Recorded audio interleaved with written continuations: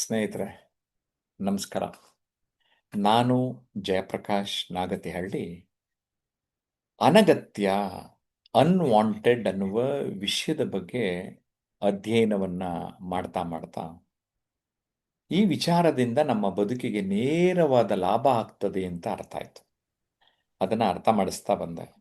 Okay, ಅರ್ಥ ಮಾಡಿಸೋದಕ್ಕೋಸ್ಕರ ಕೆಲವೊಂದು ಟಿಪ್ಸ್ನ ಕೂಡ ನಾನು ನೀಡೋದಕ್ಕೆ ಬಯಸ್ತೇನೆ.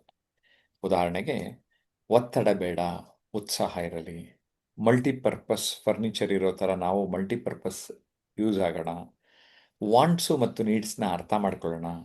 Less luggage more comfort. ಸಮಸ್ಯೆ ಇದ್ದಲ್ಲಿ ಪರಿಹಾರವೂ ಇದೆ ಅನ್ನುವ ವಿಚಾರ. ತಿಳಿಯಾದ ನೀರಿನಲ್ಲಿ ಉತ್ತಮ ಪ್ರತಿಬಿಂಬ. ಉತ್ತಮ ಚಿಂತನೆ, ಉತ್ತಮ ಫಲಿತಾಂಶ. ಚಿಂತೆ ಬೇಡ, ಚಿಂತನೆ ಇರಲಿ. ಮೋಡಗಳು ಸಾಗುವಂತೆ ಬೇಡವಾದ ಚಿಂತೆಗಳು ಸಾಗಲಿ. ಆರ್ಥಿಕ ಶಿಕ್ಷಣ ನಿಮ್ಮ ಏಳಿಗೆಗೆ ರಹದಾರಿ. ಮೂಲದಲ್ಲಿಯೇ ಯಾವುದೇ ಸಮಸ್ಯೆಯನ್ನು ಸರಿಪಡಿಸಲು ಪ್ರಯತ್ನಿಸಿ. Customised planning. ಉತ್ತಮ ಅಭ್ಯಾಸಗಳು ಹವ್ಯಾಸಗಳು ನಿಮ್ಮ ಬದುಕನ್ನು ಬದಲಿಸುತ್ತೆ ಅನ್ನುವ ವಿಚಾರವನ್ನು ಹೇಳ್ತಾ, ನೋಡ್ರಿ, ನಿಮ್ಮೆಲ್ಲ ಚಿಂತೆಗಳು ಆ ಮೋಡದ ರೀತಿ ಹೋಗಲಿ, ಚಿಂತನೆಗಳು ಮಾತ್ರ ನಿಮ್ಮ ಬದುಕಿನಲ್ಲಿ ಇರಲಿ ಅಂತ ಹೇಳಿದೆ. ನಮ್ಮ ಆನ್ಲೈನ್ ಪಾರ್ಟಿಸಿಪೆಂಟ್ಸು, ಭಾಗವಹಿಸಿದವರು ಇವನ್ನೆಲ್ಲ ಕೇಳಿಸ್ಕೊಂಡಾಗ ಅವ್ರಿಗೆ ಹೇಗನ್ನಿಸ್ತು ಅನ್ನೋದನ್ನ ನಮ್ಮ ಜೊತೆ ಹಂಚಿಕೊಳ್ತಾರೆ. ಮೊದಲನೇದಾಗಿ ನಾನು ಶೈಲಜಾ ಟೀಚರ್ ಅವ್ರನ್ನ ಕೇಳ್ತಾ ಇದ್ದೇನೆ. Yes Shailaja teacher. ಸರ್ ನಮಸ್ಕಾರ ಸರ್. ತುಂಬಾ ಚೆನ್ನಾಗಿದ್ದು ಸರ್. ಅಂದ್ರೆ ನಮ್ಮ ಚಿಂತನೆಯ ದಾರಿಯನ್ನೇ ಬದಲಾಯಿಸಿಬಿಡುತ್ತೆ ಸರ್. ಒಂದು ವಸ್ತುವನ್ನ, ಒಂದು ಸನ್ನಿವೇಶವನ್ನ, ಒಬ್ಬ ವ್ಯಕ್ತಿಯನ್ನ ನೋಡುವ ವಿಧಾನವನ್ನೇ ಇದು ಪರಿವರ್ತಿಸ್ತಕ್ಕಂಥದ್ದು. ಒತ್ತಡ ಬೇಡ, ಉತ್ಸಾಹ ಇರಲಿ ಅಂತ ಪ್ರತಿಯೊಬ್ಬರಿಗೂ ಒಂದಲ್ಲ ಒಂದು ಒತ್ತಡ ಇರುತ್ತೆ. ಅವುಗಳನ್ನ ನೀವು ಅದು ಅನ್ವಾಂಟೆಡ್ ಒತ್ತಡ ಅನ್ನೋದು ಇಲ್ಲಿ ನೀವು ಅದಕ್ಕೆ ಹೆಚ್ಚು ಒತ್ತು ಕೊಟ್ಟು ಹೇಳಿದ್ರಿ ಸರ್. ಅಂದ್ರೆ ನಾವು ಉತ್ಸಾಹಿಗಳಾಗಿರ್ಬೇಕು ಅನ್ನೋದು ಮೊದಲ ಒಂದು ಸಂದೇಶ ಆಯ್ತು ಸರ್. ಮತ್ತೆ ಮಲ್ಟಿಪಲ್ ಪರ್ಪಸ್ ಫರ್ನಿಚರ್ ತರ ನಾವು ಕೂಡ ಬೇರೆ ಬೇರೆ ಮಲ್ಟಿಪಲ್ ಆಗಿರ್ತಕ್ಕಂಥ ವ್ಯಕ್ತಿತ್ವ ಬಳಸ್ಕೊಳ್ಳೋದು ಸಾಧ್ಯ ಇದೆ ಅನ್ನೋದು ಅರ್ಥ ಆಯ್ತು. ಒಂದು ಗ್ಲಾಸ್ ಉದಾಹರಣೆ ಹೇಳಿದ್ರಿ ಸರ್. ಅದರಲ್ಲಿ ಕಲ್ಲು, ಹಾಗೆ ಮರಳು, ಹಾಗೆ ಸಣ್ಣ ಕಲ್ಲು, ಕೊನೆಗೆ ನೀರ್ ಅಂದ್ರೆ ನಾವು ಮನಸ್ಸು ಮಾಡಿದ್ರೆ ನಮ್ಮ ಬದುಕಲ್ಲಿ ಇನ್ನೂ ಹೆಚ್ಚು ಹೆಚ್ಚು ಒಳ್ಳೆ ವಿಷಯಗಳ ಕಡೆ ಗಮನ ಕೊಡ್ಬೋದು. ಆದ್ರೆ ಇಲ್ಲಿ ಮಾಡ್ಬೇಕಾಗಿರೋದು ನಾವು ಗಮನ ನಾವೇನ್ ಮಾಡ್ಬೇಕು ಅದ್ರ ಕಡೆ ಕೊಡ್ಬೇಕು ಅನ್ನೋದು ತುಂಬಾ ಚೆನ್ನಾಗಿ ಆ ಉದಾಹರಣೆ ನನಗೆ ಹೇಳ್ಕೊಡ್ತೆ ಸರ್. ವ್ಯಾಕ್ಯೂಮ್ ಕ್ಲೀನರ್ ಬಗ್ಗೆ ಹೇಳ್ತಾನೆ ಮತ್ತೊಂದು ಏನ್ ಹೇಳಿದ್ರಿ, ಉತ್ತಮ ಚಿಂತನೆ ಇರ್ಲಿ. ಯಾವ್ದು ನೆಗೆಟಿವ್ ಅದನ್ನ ತೆಗೆದಾಕಿದಾಗ ಅಲ್ಲಿ ಉಳೇದೇ ಸ್ವಚ್ಛ ಆದಂಗ ನಮ್ಮ ಮನಸ್ಸಿನಲ್ಲಿ ಇರ್ತಕ್ಕಂಥ ಒಳ್ಳೇದು ಅದು ಹೆಚ್ಚು ಪ್ರತಿಫಲಿಸುತ್ತೆ. ಹಾಗಾಗಿ ನಾವು ಇಂಥ ಒಂದು ಮನಸ್ಥಿತಿಯನ್ನ ಬೆಳೆಸ್ಕೋಬೇಕು. ಸಮಸ್ಯೆ ಅದ್ರ ಬಗ್ಗೆ ಜಾಸ್ತಿ ನಾವು ಸಮಸ್ಯೆಯ ಭಾಗ ಆಗದೇನೆ ಪರಿಹಾರದ ಭಾಗ ಆಗಬೇಕು ಅನ್ನೋ ಒಂದು ಚಿಂತನೆಯನ್ನ ಹುಟ್ಟು ಹಾಕಿದ್ರಿ ಸರ್ ನಮ್ಮಲ್ಲಿ. ಮತ್ತೆ ಬೇಡ ಚಿಂತನೆ ಇರಲಿ ಅಂತ ಚಿಂತೆ ಹೇಳ್ತಾರೆ. ಚಿಂತೆ ಜೀವಂತ ಇರೋ ಮನುಷ್ಯನನ್ನ ಸುಟ್ರೆ ಚಿತೆ ಆ ಜೀವಂತ ಇರೋ ಮನುಷ್ಯನನ್ನೇ ಈ ಚಿಂತೆ ಸುಟ್ಬಿಡುತ್ತೆ. ಹಾಗಾಗಿ ಇದು ಬೇಡ ಅಂತ ತಾವು ಹೇಳಿದ್ರಿ. ಹೌದು ಸರ್, ಇದನ್ನು ನಾವು ಅಳವಡಿಸ್ಕೊಂಡಾಗ ಬದುಕನ್ನ ನಾವು ತುಂಬಾ ಈಸಿಯಾಗಿ, ಅಂದ್ರೆ ಸ್ವೀಕರಿಸುವ ಮನೋಭಾವನೆ ಬರುತ್ತೆ. ಮೋಡಗಳ ತರ ನಾವ್ ಅಂತ ಮನಸ್ಥಿತಿ ಬರ್ಬೇಕಂದ್ರೆ ಮತ್ತು ಪರಿಹಾರ ಹೇಳಿದ್ರಿ. ಮೋಡಗಳ ತರ ನಾವು ಅವುಗಳನ್ನ ಬಿಟ್ಟು ಹಾಕ್ಬೇಕು.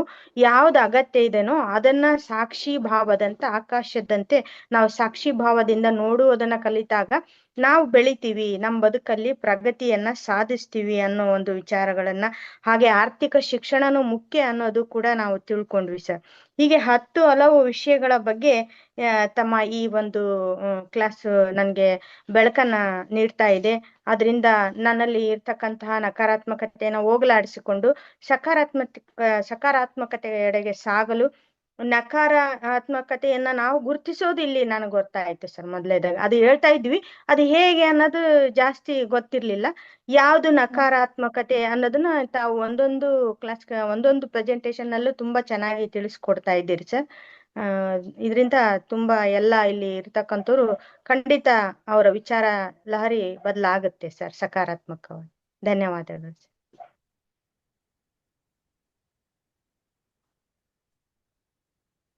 ಮ್ಯೂಟ್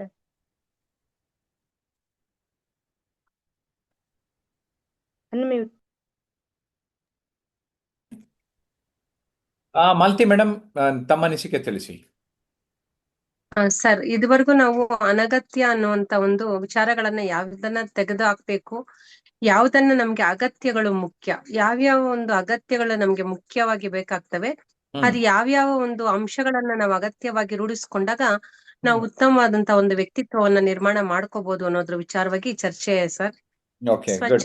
ಸ್ವಚ್ಛತೆಯನ್ನ ಪಾಲನೆ ಮಾಡ್ಕೊಳ್ಳುವಾಗ ಯಾವ ರೀತಿ ನಾವು ಬೇಡ, ಸ್ವಚ್ಛತೆಗೆ ಹಾನಿ ಮಾಡುವಂತದನ್ನೆಲ್ಲವನ್ನ ತೆಗೆದಾಕಿ ಸ್ವಚ್ಛವಾಗಿರೋದಕ್ಕೆ ಏನ್ ಬೇಕೋ ಅದನ್ನ ಉಳಿಸ್ಕೊಳ್ತಾ ಹೋಗ್ತಾ ಇದ್ದಾಗ ಅಲ್ಲಿ ನಮ್ಮ ಒಂದಷ್ಟು ಪ್ರಭಾವವನ್ನ ಮೂಡಿಸ್ಕೊಳ್ಳಕ್ಕೆ ಸಾಧ್ಯ ಆಗುತ್ತೆ. ಅದೇ ರೀತಿಲಿ ವ್ಯಕ್ತಿತ್ವದಲ್ಲಿ ನಮ್ಮ ಶಾರೀರಿಕ, ಭಾವನಾತ್ಮಕ ಮತ್ತು ಬೌದ್ಧಿಕ ಮತ್ತು ನೈತಿಕ ಮತ್ತು ಮಾನಸಿಕ ಸ್ಥಿತಿಗಳಲ್ಲಿ ಯಾವುದು ನಮಗೆ ಬೇಡವಾದದ್ದು ಅದನ್ನ ತೆಗೆದಾಕಿ ಬೇಕಾಗಿರುವಂತ ಒಂದು ಅಂಶಗಳನ್ನ ರೂಢಿಸ್ಕೊಳ್ತಾ ಹೋದ್ರೆ ನಮ್ಮ ಒಂದು ವ್ಯಕ್ತಿತ್ವವನ್ನ ಉತ್ತಮವಾಗಿ ನಾವು ರೂಢಿಸ್ಕೊಳ್ಳಕ್ಕೆ ಸಾಧ್ಯ ಆಗುತ್ತೆ. ನಮ್ಗೆ ಅಗತ್ಯವಾದನ್ನ ಉಳಿಸ್ಕೊಳ್ಳುವಂತದ್ದು ಮಾನಸಿಕವಾಗಿ, ಭೌತಿಕವಾಗಿ ಮತ್ತು ಥ್ಯಾಂಕ್ ಯು ಭಾವನಾತ್ಮಕ ಮಾಲತಿ ಮತ್ತು ಮೇಡಮ್. ವಂಗೆಮ್ಮ, ನಿಮ್ಮ ಅನಿಸಿಕೆ ತಿಳಿಸಿ. ಅನ್ವಾಂಟೆಡ್, ಈಗ ಅಗತ್ಯ ಇರುವಂತದ್ದು ಮಾತ್ರ ನಾವು ಇಟ್ಕೋಬೇಕಾಗುತ್ತೆ. ಅನ್ವಾಂಟೆಡ್ ಯಾವ್ದನ್ನು ಬೇಡ ಅದನ್ನ ನಾವು ತೆಗೆದಾಕ್ಬೇಕಾಗುತ್ತೆ ಸರ್. ಯಾಕಂತಂದ್ರೆ ಈಗ ನೀವು ಕೊಟ್ಟಂತ ಇವು ಅಷ್ಟು ಪಾಯಿಂಟ್ಸ್ ಗಳನ್ನ ನಾವು ಸರಿಯಾಗಿ ಅರ್ಥ ಮಾಡ್ಕೊಂಡು ಅದರ ಜೊತೆಯಲ್ಲೇ ನಾವು ಸಾಗಿದರೆ ಎಷ್ಟು ಸುಗಮವಾಗಿ ಇರುತ್ತೆ ಅಂತ ಹೇಳ್ತಾರೆ. ಈಗ ಮೋಡನೇ ಚಲಿಸ್ತಾ ಇರುತ್ತೆ ಅಂತಂದ್ ಬಳಕೆ ನಮ್ಮ ಚಿಂತನೆಗಳು ಯಾಕೆ ನಾವು ಚೆಲ್ಲಿಸಬಾರದು, ಒಳ್ಳೇದನ್ನ ಇಟ್ಕೋಬೇಕು, ಕೆಟ್ಟದನ್ನ ಹೊರಗೆ ಹಾಕಬೇಕು. ಹಾಗೆ ಅನ್ವಾಂಟೆಡ್ ಕೆಟ್ಟದನ್ನ ನಾವು ಚಿಂತೆ ಮಾಡ್ತಾ ಇದ್ರೆ ಅದನ್ನು ನಾವು ಕೆಟ್ಟದಾಗೆ ಇಟ್ಕೋಬೇಕಾಗುತ್ತೆ. ಇಲ್ಲ, ನಾವು ಅದನ್ನ ನಕಾರಾತ್ಮಕವನ್ನು ಎಲ್ಲ ಬಿಟ್ಟು ಸಕಾರಾತ್ಮಕದೊಳಗೆ ನಾವು ಸಾಗ್ಬೇಕಾಗುತ್ತೆ ಸರ್. ಈಗ ಒಂದ್ ಜಾರ್ ಬಗ್ಗೆ ನೀವು ಹೇಳಿದ್ರಿ ಸರ್. ಒಂದ್ ಜಾರ್ ಒಳಗೆ ನಾವು ಜಾರ್ ತುಂಬಿಸ್ಬೇಕಂತಂದ್ರೆ ದೊಡ್ಡ ಕಲ್ಲು ಹಾಕೋಕಿನ ಅದ್ರಲ್ಲಿ ನಾವು ಚಿಕ್ಕ ಚಿಕ್ಕ ಕಲ್ಲು ಹಾಕಿ ಮತ್ತೆ ಅದರಲ್ಲಿ ಸೈಡ್ ಎಲ್ಲ ಪ್ಲೇಸ್ ಉಳ್ದಿರುತ್ತೆ, ಅದರಲ್ಲಿ ಮರಳು ಹಾಕಿ ಮತ್ತೆ ಅದರಲ್ಲಿ ನೀರ್ ಹಾಕಿದಾಗ ಅದನ್ನ ಮತ್ತು ನಮ್ಮ ಚಿಂತನೆಗಳು, ಒಳ್ಳೆ ಚಿಂತನೆಗಳು ನಾವು ಯಾಕೆ ಒಂದು ಜಾರ್ ತರ ಒಂದು ಇದ್ರೊಳಗೆ ನಾವು ತುಂಬಿಸ್ಕೋಬಾರ್ದು, ಕೆಟ್ಟದನ್ನು ಬಿಟ್ಟು ಒಳ್ಳೇದನ್ನು ಮಾತ್ರ ನಮ್ಮ ಜಾರಲ್ಲಿ ನಾವು ಯಾಕೆ ತುಂಬಿಸ್ಕೋಬಾರ್ದು ಅಂತ ಹೇಳಿದಾಗ, ಸರಿ ಸರ್ ಹೇಳಿದ್ದು ನಮ್ಗೆ ಎಷ್ಟು ಚೆನ್ನಾಗಿದೆ. ಇದು ಕೆಟ್ಟದನ್ನ ತೆಗೆದು ಒಳ್ಳೇದನ್ನು ಒಂದ್ ಜಾರ್ನಾಗ ಹಾಕ್ಕೋಬಹುದು ಅಂತ ಹೇಳಿದ್ರಿ ಸರ್. ಅದು ತುಂಬಾ ಚೆನ್ನಾಗಿತ್ತು. ಹಾಗೆ ನಿಂತ ನೀರದಾಗ ಗಲೀಜ್ ನೀರೊಳಗ ನಾವು ಮುಖ ನೋಡೋಕಿನ್ನ ತಿಳಿ ನೀರೊಳಗ ನಾವು ನೋಡ್ಬೋದಲ್ಲ ಸರ್. ನಾವು ತಿಳಿಯಾಗಿದ್ದಾಗ ನಾವು ಮುಖ ತಿಳಿಯಾಗಿ ಕಾಣುತ್ತೆ. ಅದಕ್ಕೆ ಕೆಟ್ಟದ ನಿಂತ ನೀರ್ನಾಗ ನೋಡಿದ್ರೆ ಅದು ಗಲೀಜಾಗಿ ಕಾಣ್ತಿ. ಹಾಗಾಗಿ ನಾವು ಯಾವಾಗೂ ತಿಳಿಯಾಗೆ ಇರ್ಬೇಕು, ನಾವು ಸ್ವಚ್ಛತೆಯನ್ನು ಕಾಪಾಡ್ಬೇಕು, ಇಡೀ ಪರಿಸರವನ್ನು ಸ್ವಚ್ಛತಾಗಿ ಇರ್ಬೇಕು ಅಂತ ಹೇಳಕ್ ಇಷ್ಟಪಡ್ತೇನೆ ಸರ್. ಇನ್ನೊಂದು, ಪಾತ್ರೆ ತುಂಬಿದಾಗ ಅದು ಪಾತ್ರೆ ಅಂದ್ರೆ ನಾವೇ ಸರ್. ಪಾತ್ರೆ ತುಂಬಿ ನಳ ಸ್ಟಾರ್ಟ್ ಮಾಡಿದಾಗ ಯಾವ ರೀತಿ ನೀರು ಬಿದ್ದಾಗ ಅದ್ರೊಳಗೆ ಗಲೀಜ್ ನೀರೆಲ್ಲ ಹೋಗಿ ಸ್ವಚ್ಛ ನೀರ್ ಮಾತ್ರ ಉಳಿತೆ. ಅದ್ರಂತಂದ್ರೆ ಸರ್ ನಮ್ಮಲ್ಲಿ ಇರುವಂತ ನೆಗೆಟಿವ್ ಥಿಂಗ್ಸ್ ಎಲ್ಲ ಹೊರಗಡೆ ಹೋಗಿ ಹರಿದು ಹೋಗುತ್ತೆ, ಪಾಸಿಟಿವ್ ಮಾತ್ರ ನಮ್ಮಲ್ಲಿ ಉಳ್ಕೋತೈತಿ ಅಂತ ಹೇಳಕ್ ಇಷ್ಟಪಡ್ತೇನೆ. ಈ ಕ್ಲಾಸ್ ದಿಂದ, ಈ ವರ್ಕ್ಶಾಪ್ ದಿಂದ ನಾವು ಕಲ್ತಂತ ನೆಗೆಟಿವ್ ಎಲ್ಲ ಹೊರಗೆ ಹೋಗಿ ಈಗ ನಮ್ಗೆ ಪಾಸಿಟಿವ್ ಎನರ್ಜಿ ಬಂದಿದ್ರೆ ನಾವು ಪಾಸಿಟಿವ್ ಆಗಿ ಥಿಂಕ್ ತಗೊಂಡಿದೀವಿ ಅಂತ ಹೇಳಕ್ ಇಷ್ಟಪಡ್ತೇನೆ ಸರ್. ಧನ್ಯವಾದ. Okay, yes Manjula madam. Sir, ಅನಗತ್ಯ ಬೇಡ ಅನ್ನೋ ಟಾಪಿಕ್ ಅಲ್ಲಿ ಇವತ್ತು ಅನಗತ್ಯವನ್ನ ತೆಗೆದು ಬರೀ ಅಗತ್ಯಗಳನ್ನ ಹೇಗೆ ನಾವು ರೂಢಿಸ್ಕೋಬೇಕು ಅನ್ನೋದನ್ನ ನೀವು ಸುಮಾರು ಒಂದು 15 ಪಾಯಿಂಟ್ ಅಲ್ಲಿ ನಮಗೆ ಕೊಟ್ಟಿದ್ದೀರಾ ಸರ್.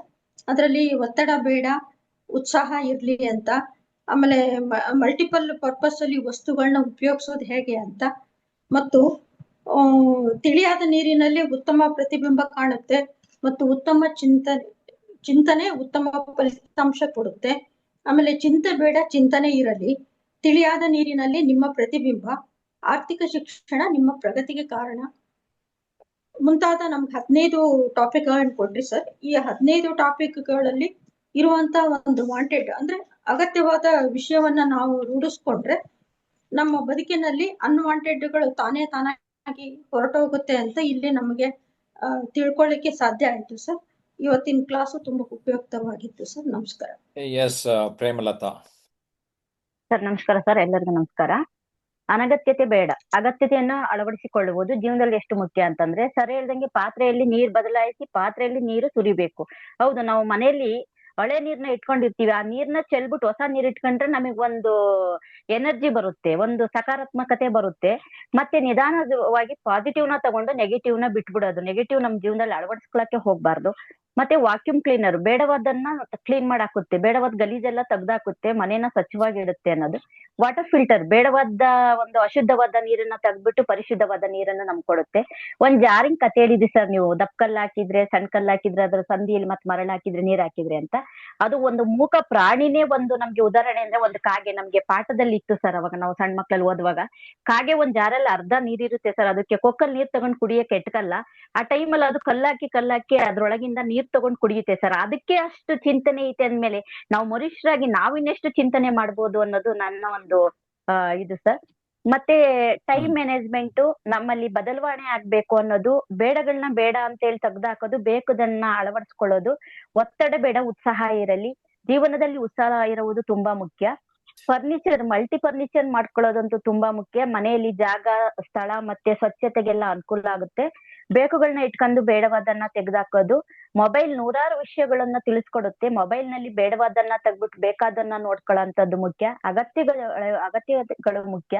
ಸಮಸ್ಯೆ ಇದ್ದಲ್ಲಿ ಪರಿಹಾರ ಮತ್ತೆ ಸೊಲ್ಯೂಷನ್ ಕಡೆಗೆ ಗಮನ ಕೊಡುವುದು, ವಾಟ್ ನೆಕ್ಸ್ಟ್ ಅನ್ನೋದು. ಮತ್ತೆ ಉತ್ತಮ ಚಿಂತನೆ ಒಳ್ಳೆಯದು, ಚಿಂತೆ ಬೇಡ ಚಿಂತನೆ ಮಾಡುವುದು. ಹೌದು ಸರ್, ಚಿಂತೆ ಮಾಡ್ತಾ ಮಾಡ್ತಾ ರೋಗ ಜಾಸ್ತಿ ಆಗುತ್ತೆ ಸರ್. ಚಿಂತನೆ ಮಾಡಿದ್ರೆ ಸರ್ ಅದ್ರಲ್ಲಿ ನೂರಾರು ಅಂಶಗಳು ಉಟ್ಕೊಳ್ಳುತ್ತೆ ಸರ್. ನಾವೊಂದ್ ಸಮಾಜದಲ್ಲಿ ಯಾವ್ದನ್ನೇ ಒಂದು ನೋಡ್ತಾ ಇದ್ದಾಗ ಅರ್ಥ ಮಾಡ್ಕೊಳ್ಳೋಂಥದ್ದು ನಾವು ಚಿಂತನೆ ಮಾಡಿದ್ರೆ ಮಾತ್ರ ನಮಗೆ ಆ ಚಿಂತೆ ಅನ್ನೋದು ದೂರ ಆಗುತ್ತೆ ಅನ್ನೋದು. ಹೆಚ್ಚಿನ ಜನ ಗೋಳಾಡ್ತಾ ಇರ್ತಾರೆ ಸರ್. ಹೌದು ಸರ್, ಇವತ್ತು ಬೆಳಗ್ಗೆ ಎದ್ದಾಗಿಂದಲೇ ಸ್ಟಾರ್ಟ್ ಮಾಡ್ತಾರೆ, ಇವತ್ತು ಹೆಂಗೋ ಏನೋ ಅಂತ ಹೇಳಿ ದಿನ ಪ್ರಾಬ್ಲಮ್ ಅಲ್ಲೇ ಕಳೀತಾ ಇರ್ತಾರೆ. ಆದ್ರೆ ಆ ಪ್ರಾಬ್ಲಮ್ ಎಲ್ಲ ಕಳೆದು ನಾನು ಇವತ್ತು ಜೀವನ ಉತ್ಸಾಹದಲ್ಲಿ ಏನಾದ್ರು ಒಂದ್ ಮಾಡ್ಬೇಕು ಅನ್ನಂತ ಎನರ್ಜೆಟಿಕ್ ಆಗಿ ಹೋದ್ರೆ ಏನ್ ಬೇಕಾದ್ರೂ ಮಾಡ್ಬೋದು ಅನ್ನೋದು ಇದು. ಮೋಡಗಳು ಸಾಗುವಂತೆ ಸರ್, ನಮ್ ಜೀವನನು ಅಷ್ಟೇ ಸರ್, ಮೋಡಗಳು ಸಾಗುವಂತೆ ಸಾಕ್ತಾ ಇದ್ರೆ ಯಾವ್ದೇ ತರದ ಪ್ರಾಬ್ಲಮ್ ಬರಲ್ಲ ಸರ್. ಮತ್ತೆ ನೀರಿನಲ್ಲಿ ನಮ್ಮ ಮುಖವನ್ನ ಹೌದು ಸರ್, ಒಂದು ಕಡ್ಡಿ ಅಲ್ಲಾಡ್ಸಿದ್ರೆ ನೀರು ಕದ್ರೋಗ್ಬಿಡುತ್ತೆ. ಆದ್ರೆ ಅದನ್ನ ಏನು ಮಾಡ್ದಂಗೆ ಅದನ್ನ ನಿಶಬ್ದವಾಗಿ ನಿಂತ್ಕೊಂಡು ನೋಡಿದ್ರೆ ಸರ್, ತಿಳಿಯಾದ ನೀರಿನಲ್ಲಿ ನಮ್ ಮುಖಗಳು ನೀಟಾಗಿ ಕಾಣಿಸುತ್ತೆ ಸರ್. ಹಂಗೆ ನಮ್ ಮನಸ್ಸು ಅಷ್ಟೇ, ಬೇಡವಾದ್ದೆಲ್ಲ ತೆಗ್ದಾಕ್ಬಿಟ್ಟು ಬೇಕಾದ್ನ ಅಳವಡಿಸ್ಕೊಂಡ್ರೆ ನಮ್ ಜೀವನದಲ್ಲಿ ನಾವು ಉನ್ನತ ಮಟ್ಟಕ್ಕೆ ಏರ್ಬೋದು ಅಂತ ನನ್ನ ಮಾತು ಹೇಳ್ತೀನಿ. ನಮಸ್ಕಾರ. ಸ್ನೇಹಿತರೆ, ನೋಡಿದ್ರಲ್ಲ, ಎಲ್ಲರೂ ಎಷ್ಟು ಚೆನ್ನಾಗಿ ಮಾತಾಡಿದ್ರು, ನಾ ಹೇಳಿದ ವಿಚಾರಗಳನ್ನ ಎಷ್ಟು ಚೆನ್ನಾಗಿ ಅರ್ಥ ಮಾಡ್ಕೊಂಡಿದ್ದಾರೆ. ತಾವು ಅಷ್ಟೇ ತಮ್ಮ ಜೀವನದಲ್ಲಿ ಅಗತ್ಯಗಳನ್ನ ಮಾತ್ರ ಗಮನಿಸಿ ಅನಗತ್ಯಗಳನ್ನ ದೂರ ತಳ್ಳುತ್ತೀರಿ ಅಂತ ನನಗೆ ನಂಬಿಕೆ ಬಂದಿದೆ. ಜಯಪ್ರಕಾಶ್ ನಾಗ್ತಿಹಳ್ಳಿ ಹಾಗೂ ಟ್ರಾನ್ಸ್ಮಿಷನ್ ಅನ್ಲಿಮಿಟೆಡ್ ಯೂಟ್ಯೂಬ್ ಚಾನಲ್ನ ಸಬ್ಸ್ಕ್ರೈಬ್ ಮಾಡಿಲ್ಲ ಅಂದರೆ ಈಗಲೇ ಮಾಡಿ. ಕಾಮೆಂಟ್ ಮಾಡೋದನ್ನ ಮರೆಯಲೇಬೇಡಿ. I wish you all the best.